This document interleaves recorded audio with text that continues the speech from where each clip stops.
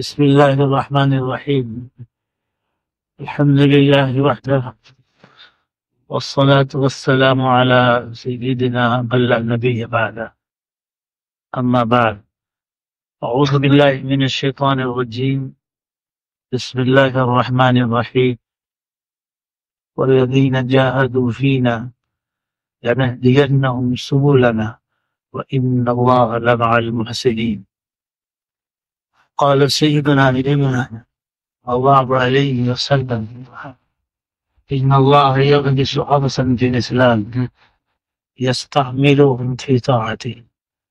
أو كما قال صلى الله عليه وسلم. محترم صدر ذی وقار حفظہ اللہ اور ارباب علم و فضل، جامعات و مدارس کے ارباب امر و حل و عقد، آج کی یہ مجلس ہم سب کے لیے دو حیثیت سے بڑی اہمیت کی حامل ہے۔ ایک تو یہ کہ ہم اس مجلس میں شریک ہو کر یہاں کے نشاطات کو دیکھ کر سن کر واقعتاً مستفید ہوئے، بہت سی باتوں کو ہم نے سیکھا اور بہت سے مرتبہ کے خوابوں کی تعبیر پائے، جس سے بڑی حقیقت کی تائید ہوتی ہے۔ وہ حقیقت یہ جس کی طرف اشارہ قرآن پاک کی اس آیت سے ملتا ہے جو میں نے ابھی آپ کے سامنے تلاوت کی ہے، سورہ عنکبوت کی آیت، آخری آیت۔ سورہ عنکبوت کا مرکزی مضمون اکابر علم و فضل یہاں تفریح رکھتے ہیں، ان پر آیا ہے کہ اس کا آغاز امتحان اور ابتلا کے تذکرے سے، اور پھر اس صورت میں اسلامی حقائق، اسلامی افکار، اسلامی نظریات، اسلامی عقائد اور اسلام الف سے لے کے یا تک جن چیزوں کا مجموعہ ہے ان سب کے خلاف اٹھنے والے فتنے، چاہے وہ فکری فتنے ہوں، چاہے وہ قولی فتنے ہوں، چاہے وہ عملی فتنے ہوں، چاہے وہ داخلی فتنے ہوں، چاہے وہ خارجی فتنے ہوں، چاہے وہ شخصی فتنے ہوں، چاہے وہ قومی اور مجموعی اعتبار کے فتنے ہوں، مال کی لائن کے ہوں، جان کی لائن کے ہوں، قوت کی لائن کے ہوں، صحت و تندرستی کی لائن کے ہوں، وہ مختلف اقوام کی شکل میں ان سارے فتنوں کا تذکرہ بھی کیا گیا ہے، اور امت مسلمہ کو خبر دی گئی ہے کہ اسلام اور توحید پر بقا، سنت کا احیاء، سنت سے تمسک، یہ پرخار وادیوں سے گزر کر پائے تکمیل تک پہنچتا ہے، جس میں اللہ سبحانہ تعالیٰ نے ہمت دلایا ہے بندوں کو۔ اور عجیب سی اور بڑی پیاری بات ہے کہ آیت کا، سورت کا آغاز امتحان کے تذکرے سے ہے اور اختتام وعدہ پر ہے، معیت کی بشارت پر ہے، جس میں اللہ نے امتحان کے مسئلے کو آسان کر دیا ہے کہ تم امتحان اور آزمائش کے مراحل میں پریشان نہ ہو، اگر تم تھوڑی سی ہمت، حوصلہ، فکر اور اپنے مقدور بھر کی کوشش سے تم کھڑے ہو گئے تو پھر میری معیت تمہارے ساتھ ہوگی، تو فتنوں کی جو سنگین موجیں ہیں وہ تمہیں ضرر نہیں پہنچا سکتی ہیں۔ الف لام میم حسب الناس ان يتركوا ان يقولوا آمنا وهم لا يفتنون کی تلخیص اللہ نے والذین جاہدوا فینا لنہدینہم سبلنا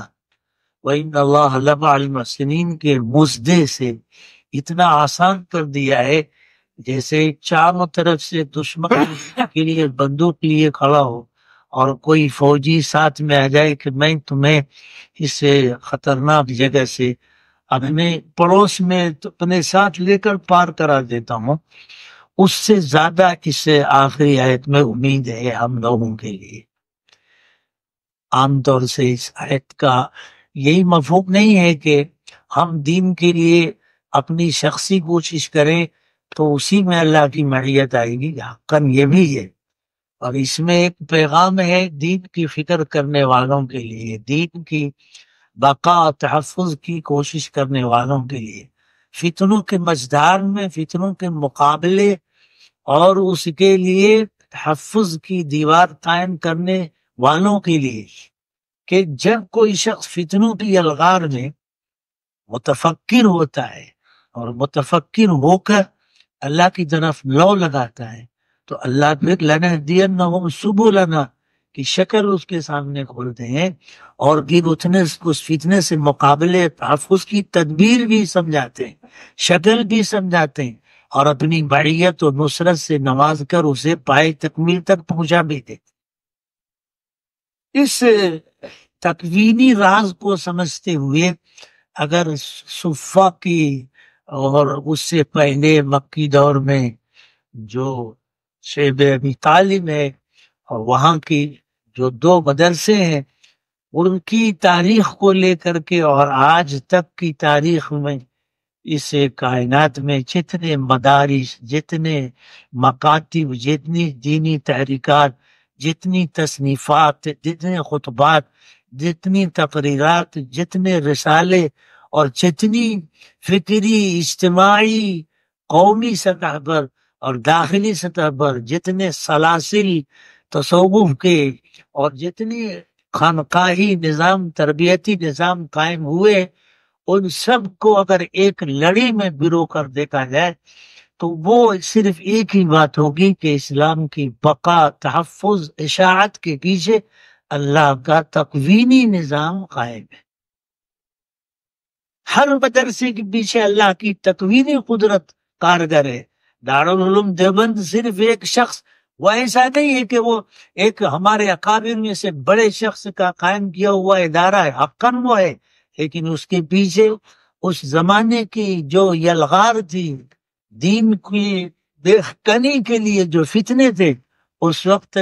حضرت نانوتوی کی شکل میں اللہ نے ایک تکوینی نظام قائم کیا۔ نانوتوی کے کرب و اضطراب کو دیکھ کر وہ نظام قائم کیا اور وہ چل رہا ہے۔ تو ہر مدرسہ اور ہر مکتب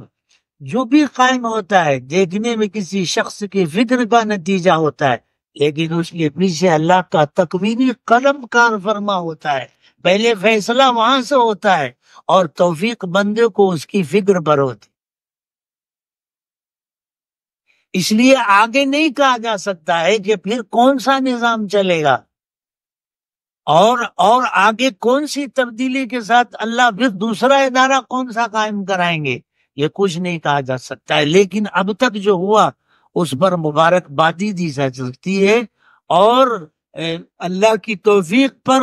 کہ اللہ کا تکوینی فیصلہ ہم سب کے ساتھ ہو گیا کہ یہ ادارہ قائم ہو گیا۔ اس وقت کے حالات کو دیکھ کر ادارے ہیں اور ہوتے رہیں گے، اور ہر ادارے کا بیک گراؤنڈ اور پس منظر، خلفیہ ایک خاص پس منظر کا ہوتا ہے جو وہاں کے بانی کی فکروں پر اللہ اس کو کھولتے ہیں اور اس کی فکر کے مطابق اس کو توفیق دیتے ہیں۔ ہر ادارے کا جو بانی ہے، ہر مکتب کا جو بانی ہے، ہر گلی کوچے کا جو بانی ہے، جو مدرسہ چلاتا ہے، جو تحریک چلاتا ہے، جو بھی، تو اس کی فکر پر اللہ اس کے لحاظ سے نافع نظام کھولتے ہیں۔ اس میں اس شخص کا کمال تو ثانیہ میں ہے، اصل قدرت اللہ پاک کی اور اصل کمال اللہ سبحانہ تعالیٰ کا ہے کہ وہ اس کے ساتھ اپنی تکوینی نظام اور تکوینی فیصلے کو اس کے فیور میں بنا دیتے ہیں۔ اور لَنَهْدِيَنَّهُمْ سُبُلَنَا، کہ فتنے کے مقابلے کی شکلیں اللہ بولتے ہیں.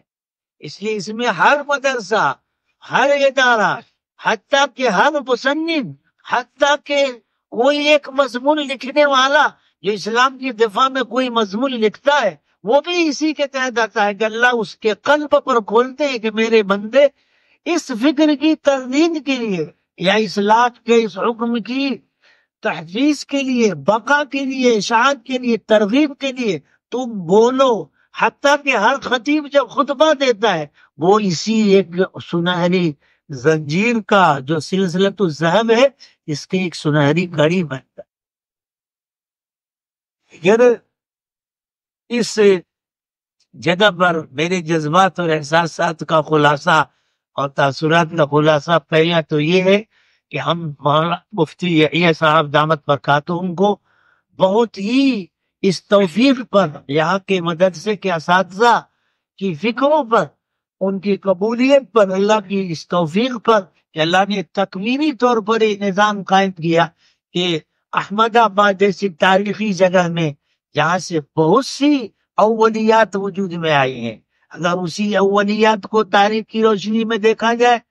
تو اور بیان کیا جائے تو پتہ نہیں کتنا ٹائم لگ جائے. لیکن اس زرخیز خطے پر، اس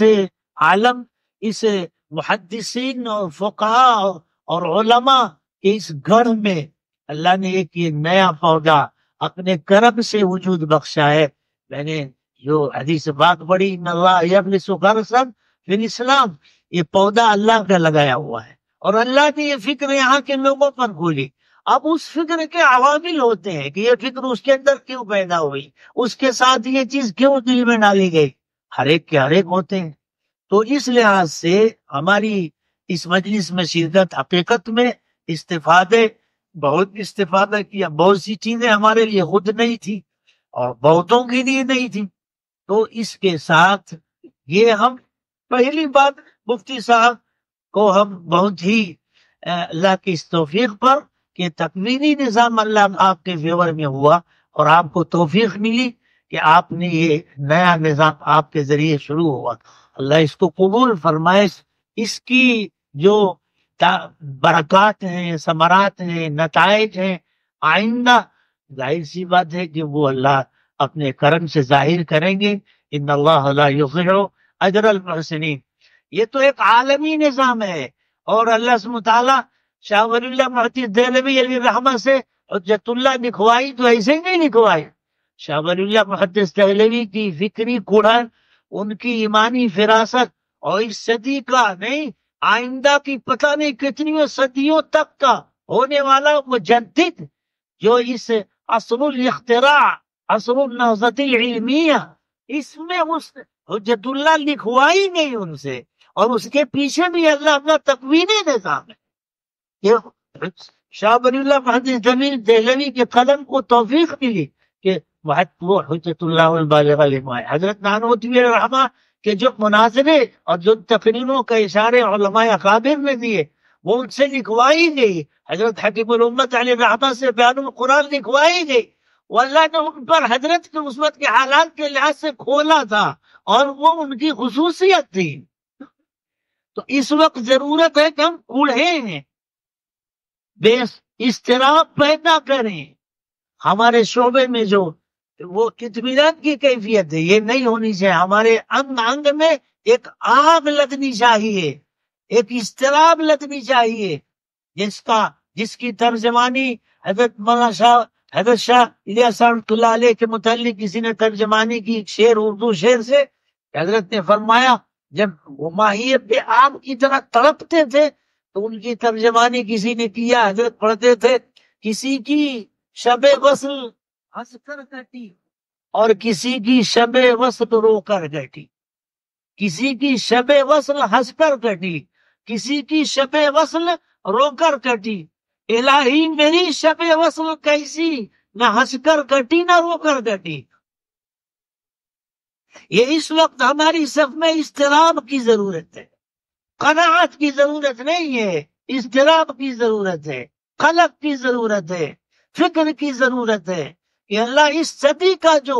وہ نہج ہے جو تجھ کو مقبول ہے، جو تو نے فیصلہ کیا ہے کہ اس صدی میں اسلام کی بقا، اسلام کی اشاعت، اسلام کا تحفظ، نبوت محمدیہ کا رسوخ، نبوت محمدیہ کا معجزہ اس صدی کے لحاظ سے امت کے واسطے سے ظاہر کرنا ہے کہ اللہ اس کے لیے ہمیں قبول کر،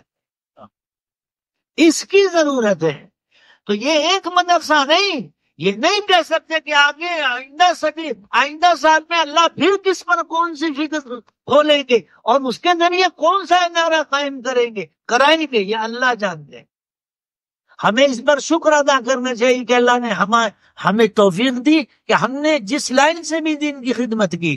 وہ اللہ اس کو قبولیت سے نوازے۔ تو میں مفتی یحییٰ صاحب دامت برکاتہم کو بہت ہی اس پر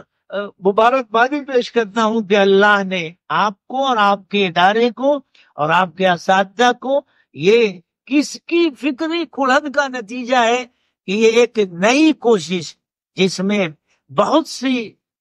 جامع کوششیں ہیں، جن کی طرف ہمارے محترم فاضل گرامی مولانا عمران صاحب خانپوری دامت برکاتہم نے ہمارے دل کے 80% احساسات اور جذبات کو انہوں نے بیان کر دیا۔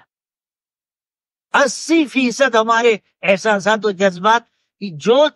جو بات ہم کہنا چاہتے تھے وہ اللہ نے ان سے کہلوا دیا۔ وہ ایک پہلو مجھے خاص طور سے مبارکبادی کا مولانا کو پیش کرنا تھا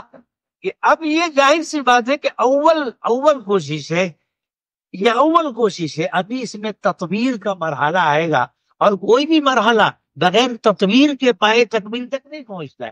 بغیر تطویر، اب یہ جو ہمارے اکابر نے مشورے دیے ہیں، انشاءاللہ ان مشوروں کو سامنے رکھ کر تطویر کا کام ہوگا، آگے چلے گا۔ لیکن یہ پہلی کھیپ آئی، ظاہر سی بات ہے کہ یہ معمولی کھیپ نہیں، ان کے بولنے کی جو سٹائل تھی، زبان کی جو سلاست تھی، کہیں ہچکچاہٹ نہیں تھی، یہ معمولی بات نہیں ہے آج کل کے زمانے میں۔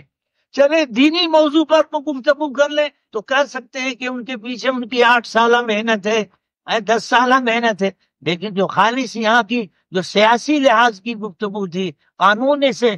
شہریت سے متعلق جو گفتگو تھی، وہ تو شاید پہلی بار انہوں نے اس میں حصہ لیا ہوگا، لیکن اس پر بھی وہ اسی بے جھجک انداز میں کلام کر رہے تھے۔ یہ معمولی بات نہیں ہے۔ اب ہمارا فرض بنتا ہے، ہماری ذمہ داری بنتی ہے، ہم اس میں شریک ہوئے تو بات بن رہا ہے، بحیثیت مشارک ہماری ذمہ داری بنتی ہے کہ ہم حضرت مفتی صاحب کی تائید کریں، ان کی اس کوشش کو آگے بڑھانے کی فکر کریں، آگے بڑھانے اس ادارے کو تقویت بخشیں، اس ادارے کو ہم آگے بڑھانے کی کوشش کریں۔ جیسے مولانا عمران صاحب نے کہا کہ آپ اس کی نقل اپنے اس کے ساتھ مشورے کے ساتھ، اور دین کی خدمت کے بارے میں ہمیں یہ بات ذہن میں رکھنی چاہیے کہ کوئی بھی کوشش حرف آخر نہیں بنتی اور نہ بن سکتی ہے۔ کوئی بھی کوشش حرف آخر نہیں بن سکتی ہے اور نہ بن سکتی ہے۔ اصول شرع کے سامنے رکھ کر، سیرت طیبہ کے مقدس نمونے کو سامنے رکھ کر، عصر صحابہ کے طویل عرصے کو سامنے رکھ کر، اور مسلمانوں کی جو بادشاہت رہی ہے ہر زمانے اور ہر ملک میں، ان سب کی کوششوں کو سامنے رکھ کر، جس کی ایک جھلک حضرت علامہ گیلانی نے پیش کی اپنی کتاب میں، ان سب کو سامنے رکھ کر ہر زمانے میں ہر لحاظ سے کوشش ہو سکتی ہے، پر یہ ہے کہ وہ کوشش اصول شرع کے متصادم نہ ہو، ٹکرائے نہیں، یہ ضروری ہے۔ تو اس لیے ہمیں اس پر حضرت مفتی صاحب کی تائید کی ضرورت ہے، اور تائید کی کئی شکلیں ہیں۔ ایک تو یہ کہ ہم دعا کریں کہ یہ ادارہ ترقی کرے، یہاں کے اساتذہ کو واقعی ہم اللہ کی اس تکوینی توفیق پر بہت ہی کب سے سوچ رہے تھے کہ خدا کی دیکھیے انتخاب دیکھیے، لیکن اس انتخاب کے پیچھے واقعی اضطراب کا دخل ہے۔ اللہ کا انتخاب بندے کے بغیر اضطراب کے نہیں ہوتا۔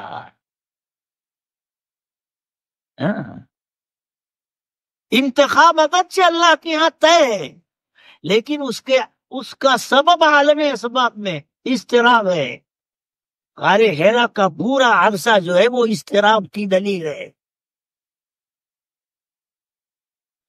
اور پوری مجددین کی تاریخ ہے کہ ہر ایک کے پیچھے اضطراب ہے، پھر انتخاب ہے۔ تو اس جلسے سے ہم سبق لے کے چلے، اللہ ہمیں اضطراب کی توفیق دے، دین کا اضطراب۔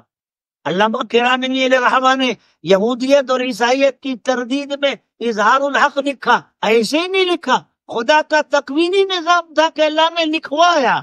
اور اس موضوع پر حرف آخر اگر کوئی کتاب بن سکتی ہے اظہار الحق کے آنے کے بعد، اب تک کوئی شخص بھی یہودیت عیسائیت کی تردید میں اس کتاب سے بے نیاز و مستغنی نہیں ہو سکتا۔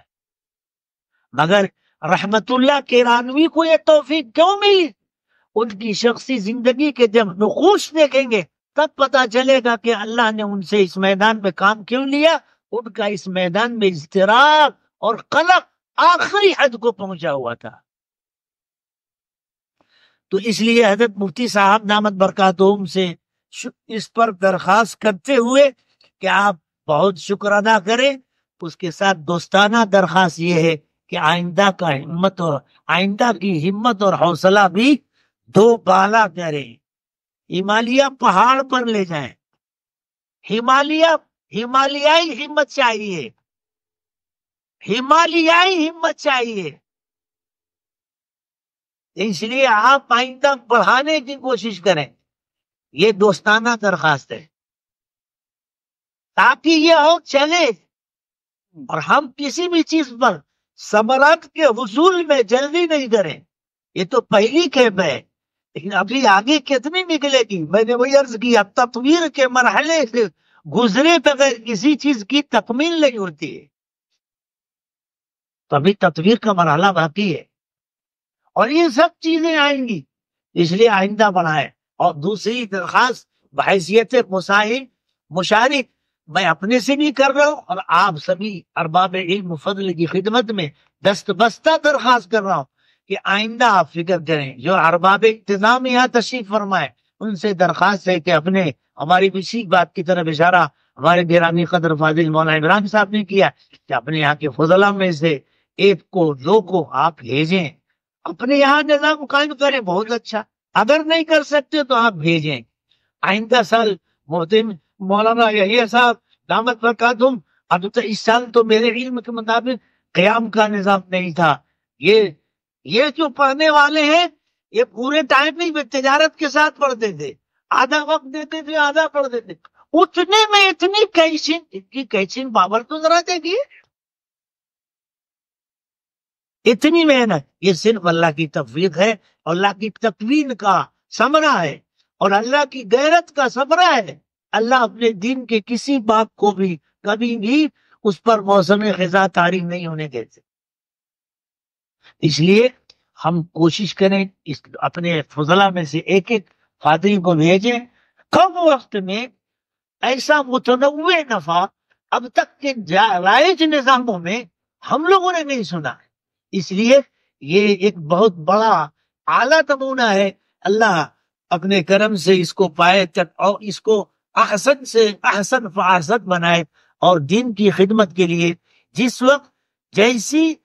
جس شکل کی اور جس صلاحیت کی ضرورت ہو، اللہ ہم سب کو خاتمان دین کو عطا فرمائے، اور اس زمانے کی حالات کے مطابق اللہ جو فیصلہ کرے اپنے دین کی بقا تحفظ کے لیے جو شکل رائج کریں، اللہ اس شکل میں ہم سب کو استعمال فرمائے عافیت اور اخلاص کے ساتھ۔ بس میں اپنی بات کو ختم کرتا ہوں، اور آپ سے بھی دعا کی درخواست کرتا ہوں، دعا کریں گے۔ اللہم استعملنا فی طاعتک واستخدمنا لخدمت دینک ابتغاء مرضاتک بالخیر والعافیہ، وآخر دعوانا ان الحمد للہ رب العالمین۔ جزاک اللہ خیر و احسن الجزاء فی الدارین۔